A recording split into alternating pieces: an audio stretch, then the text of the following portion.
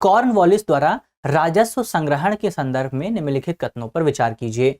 हमारा पहला कथन है, राजस्व संग्रहण के रैयतवाड़ी बंदोबस्त के अधीन किसानों को फसल खराब होने पर प्राकृतिक आपदाओं की स्थिति में राजस्व भुगतान से छूट दी गई थी। दूसरा हमारा ऑप्शन है, दूसरा जो स्टेटमेंट है वो है, बंगाल स्थायी बंदोबस्त के अधीन यदि जमींदार नियत तिथि पर या उससे पहले राज्य को राजस्व का भुगतान करने में विफल रहता तो उससे उसकी जमींदारी से हटा दिया जाता था। उपयुक्त कथनों में से कौन सा से कथन सही है या फिर है? ऑप्शन अगर आप देखें, ऑप्शन ए है केवल एक, ऑप्शन बी केवल दो, ऑप्शन सी एक और दो दोनों, और ऑप्शन डी ना तो एक और ना ही दो। तो इसका सही जवाब अगर आप देखें ऑप्शन बी यहां पर सही जवाब है।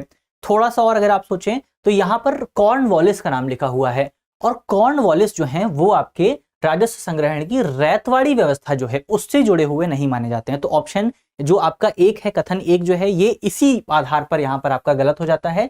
लेकिन ऑप्शन एक जो है वो इस आधार पर भी गलत है कि यहां पर जो आपका राजस्व भुगतान से छूट की बात की गई है, ये छूट भी यहां पर नहीं दी जाती थी। तो इस तरह से भी गलत है। और कॉर्नवालिस रैयतवाड़ी व्यवस्था से जुड़े हुए नहीं है, कॉर्नवालिस जो है वो आपका स्थायी बंदोबस्त से जुड़े हुए हैं, यानी कि परमानेंट सेटलमेंट से जुड़े हुए हैं। तो इस तरह से भी ये गलत हो जाता है। दूसरा ऑप्शन आपका सही है। सनसेट क्लॉज की यहां पर बात की जा रही है कि अगर आप निश्चित समय तक जो है सरकार को भुगतान नहीं करते हैं, ब्रिटिश सरकार को राजस्व का भुगतान नहीं करते हैं, तो आपकी जमींदारी को छीन लिया जाता था। तो इस तरह से ऑप्शन बी जो है वो आपका सही जवाब हो जाता है।